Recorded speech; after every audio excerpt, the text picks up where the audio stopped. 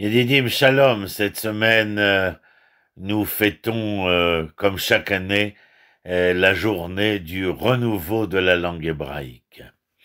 Et pour ce renouveau, qui est l'un des événements sociolinguistiques le plus remarquable des temps modernes, à mon avis, ce renouveau se caractérise par la figure du célèbre Eliezer Ben Yehuda.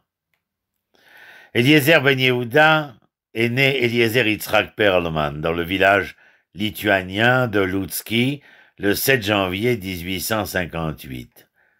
Il quitta la Russie en 1878 pour Paris afin d'y étudier la médecine dans le but d'être une aide future à la communauté juive en Palestine. Cependant, en raison de ses propres problèmes de santé, il était tuberculeux, Ben Yehuda fut incapable de poursuivre ses études, mais à son crédit éternel, il ne faiblit guère dans ses convictions, et en 1881, il arriva en Palestine et commença à fomenter ses plans de relance pour la langue hébraïque. Ben Yehuda s'installe à Jérusalem, où la plupart des Juifs de Palestine vivent, dans leurs diverses communautés d'ailleurs, et il prévoit d'utiliser la ville comme base et fondement pour diffuser ses idées de renouveau à travers toute la Palestine et la diaspora. Ben Yehuda a adopté plusieurs plans d'action. Les principaux se présentaient en 3 parties, et ils peuvent être résumés ainsi: hébreu à la maison, hébreu à l'école, et trouver des mots pour chaque chose, des mots, encore des mots, toujours des nouveaux mots. Ben Yehuda voulait que les Juifs de Palestine parlent exclusivement l'hébreu. Par conséquent, lorsque son premier fils, Ben Sion, Ben Yehuda, plus connu comme Itamar Ben Avi, il naquit en 1882, et Eliezer Ben Yehuda promet à sa première femme, Devora, d'élever le garçon comme premier enfant parlant l'hébreu dans l'histoire moderne. Selon lui, il s'agissait d'un événement symbolique très important pour l'avenir de la renaissance de l'hébreu, car avec un enfant dans la maison, les parents et les visiteurs devraient lui parler naturellement et converser sur les sujets les plus quotidiens en hébreu. Et quand l'enfant commencerait enfin à parler seul, Ben Yehuda aurait ainsi la preuve vivante qu'un réveil complet de la langue était en effet possible. Eh bien, mes amis, c'est effectivement ce qui arrivera. Itamar Ben Avi, son fils, dans son autobiographie, décrit certaines des précautions drastiques prises par Ben Yehuda pour s'assurer que son fils entendrait et donc ne parlerait finalement que l'hébreu. En effet, l'enfant ne commencera à parler qu'à un âge relativement avancé, celui de 4 ans. Et le fait qu'il y avait un enfant dans la maison a certainement accentué le besoin de trouver des mots hébreux appropriés pour les choses les plus banales de la vie quotidienne. Ainsi, de nouveaux mots hébreux furent inventés par Ben Yehuda pour des objets tels que poupée, glace, gelée, omelette, mouchoir, serviette, bicyclette et des centaines d'autres. Au fur et à mesure que l'enfant grandissait, l'hébreu se développait à la fois dans le vocabulaire et dans le naturel de l'expression. En effet, Ben Yehuda et sa famille de langue hébraïque sont devenus une légende vivante, une incarnation de la Renaissance pour les autres. Un petit livre paru en 1904, recueil de morceaux de lecture, témoigne de l'existence d'un projet éducatif concernant l'enseignement de l'hébreu et du français dans les écoles de l'Alliance israélite universelle à Jérusalem au début du XXe siècle. Ce document se compose d'extraits de textes littéraires français, sans mention de leurs auteurs, et accompagné d'une traduction interlinéaire en hébreu ancien et renaissant. Ben Yehuda a traduit mot à mot, son hébreu n'étant pas toujours très nuancé. Dans cet ouvrage figure un néologisme de son invention, poupée, traduit en hébreu, bouba. Ben Yehuda comprit que le renouveau pouvait réussir surtout et peut-être seulement si la jeune génération commençait à parler librement la langue hébraïque. Par conséquent, lorsque Nissim Bechar, le directeur de l'école Torah et Avoda de l'Alliance israélite universelle de Jérusalem, proposa à Ben Yehuda en 1882 d'enseigner dans son école, eh bien, Eliezer se précipitera et saisira l'occasion qui se présentait devant lui. Il était clair pour Ben Yehuda que c'était là l'avenir même de la Renaissance. Si les enfants pouvaient apprendre l'hébreu à l'école dès leur plus jeune âge, ils deviendraient virtuellement unilingues en hébreu à l'âge adulte. Dans ces mots, la langue hébraïque ira de la synagogue à la maison d'études, et de la maison d'études à l'école, et de l'école, il viendra dans la maison et deviendra langue vivante. Il écrit cela dans son journal à Tzvi en 1886.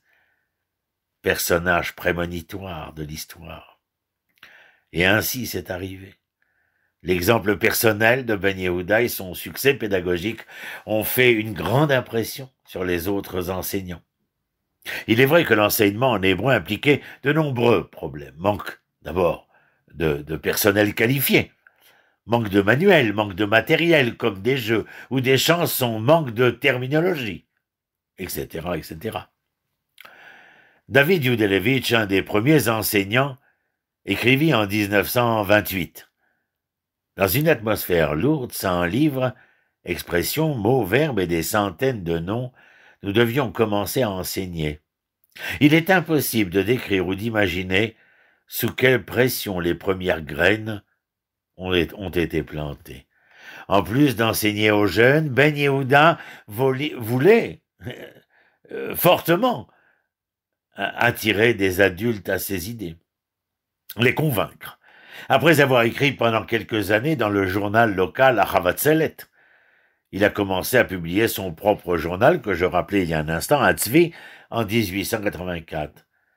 Et ce journal devait servir d'instrument d'enseignement aux adultes, tant par son contenu que par son langage.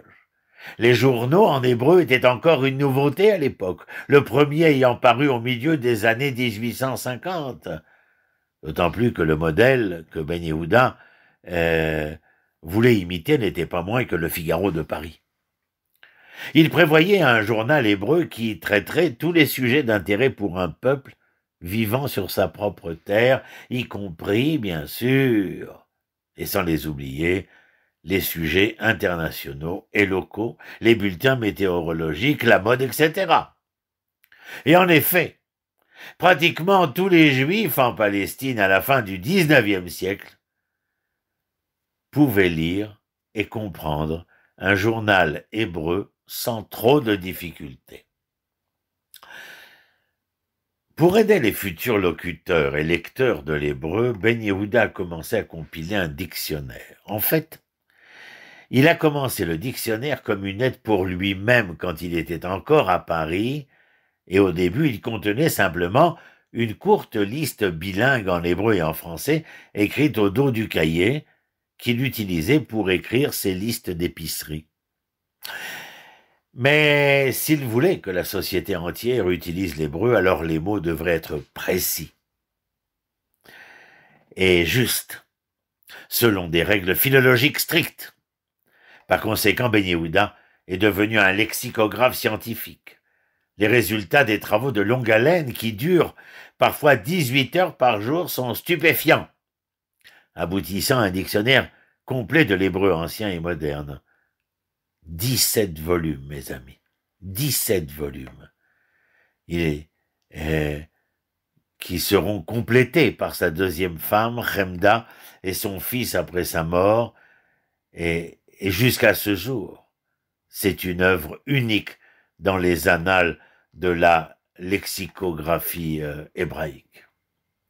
Pour l'aider dans son dictionnaire et pour résoudre divers problèmes liés à la forme et au type de problèmes hébraïques de terminologie, de prononciation, d'orthographe et de ponctuation, Ben Yehuda fonda en décembre 1890 le Conseil de la langue hébraïque. Le Conseil sera le précurseur de ce que nous connaissons aujourd'hui, l'Académie hébraïque. L'arbitre suprême et l'autorité sur toutes les questions relatives à la langue hébraïque. Bien sûr, il n'a pas entièrement revu la langue de son propre chef. Outre l'aide de la population locale, ce qui a surtout aidé Ben Yehuda dans sa croisade linguistique, c'est que l'année 1881, la même année qu'il amène en Palestine, a également marqué le début des vagues d'immigration précoces des colons juifs en Palestine. La masse critique de ces nouveaux immigrants était, comme Ben Yehuda lui-même, jeune, éduqué et idéaliste. Et ils furent pour lui d'une grande aide, parce qu'ils étaient réceptifs à ses idées nouvelles et étaient prêts à parler hébreu, comme il l'a insisté. En effet, beaucoup pouvaient déjà parler hébreu à leur arrivée dans le pays, tandis que d'autres étaient disposés à améliorer leurs connaissances ou à commencer à apprendre la langue. Ils ont transmis l'hébreu à leurs enfants, à la maison et dans les jardins d'enfants, les écoles qu'ils ont établies dans tout le pays. Ainsi, au sein d'une génération biblique, au cours des 40 années entre 1880 et 1921, un noyau de jeunes et fervents locuteurs de l'hébreu fut formé, l'hébreu étant le symbole unique de leur nationalisme linguistique. Ce fait a été reconnu par les autorités du mandat britannique qui, le 29 novembre 1922, ont reconnu l'hébreu comme la langue officielle des Juifs de Palestine. La renaissance hébraïque était maintenant terminée et le rêve de Ben Yehuda avait été accompli. Malheureusement, et peut-être de façon significative, seulement un mois plus tard, il succomba à la tuberculose qu'il avait poursuivi depuis ses jours à Paris.